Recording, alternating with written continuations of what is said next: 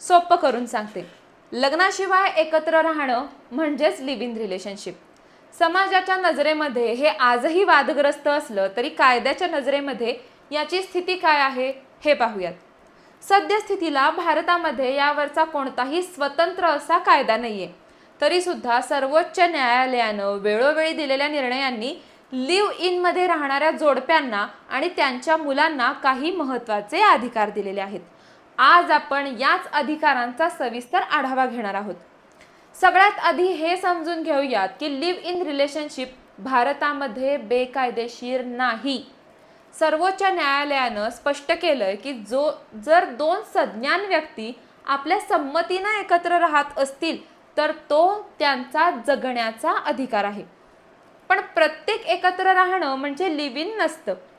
कायद्यानुसार जोडपं दीर्घकाळ एकत्र राहणं, समाजामध्ये पती पत्नी म्हणून वावरणं आणि त्यांचं नातं हे अगदी लग्नासारखंच असणं गरजेचं आहे. आता वळूयात महत्त्वाच्या अधिकारांकडे. स्त्रियांसाठी सगळ्यात मोठं संरक्षण म्हणजे कौटुंबिक हिंसाचार कायदा 2005. जरी लग्न झालेलं नसलं तरी लिव्ह इन मध्ये राहणाऱ्या महिलेला घरगुती हिंसाचाराविरुद्ध तक्रार करण्याचा आणि पोटगी मागण्याचा पूर्ण अधिकार आहे. अगदी इतकंच नाही तर सर्वोच्च न्यायालयानं स्पष्ट केलंय की दीर्घकाळ लिव्ह इन मध्ये राहिलेल्या महिलेला कायदेशीर पत्नीप्रमाणेच देखभालीचा खर्च सुद्धा मागता येतो. पण या नात्यातून जन्माला आलेल्या मुलांचं काय असतं?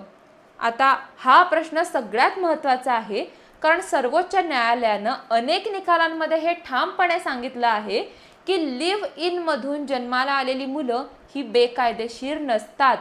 त्या मुलांना त्यांच्या आई वडिलांच्या स्वकष्टार्जित मालमत्तेमध्ये वारसा हक्क मिळण्याचा पूर्णपणे कायदेशीर अधिकार असतो.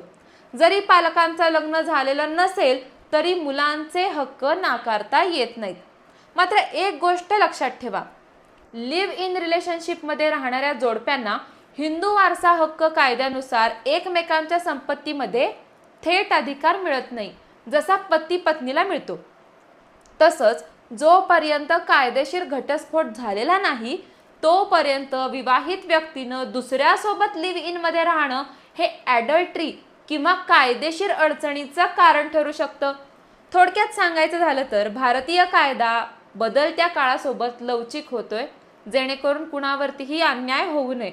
पण तरीही अशा नात्यामध्ये प्रवेश करताना आपल्या हक्कांची आणि मर्यादांची जाणीव असणं खूप जास्त गरजेचं आहे. तुम्हाला या विषयावरती काय वाटतं? भारतामध्ये लिव्ह इन साठी स्वतंत्र कायदा असायला हवा की नको? Comment box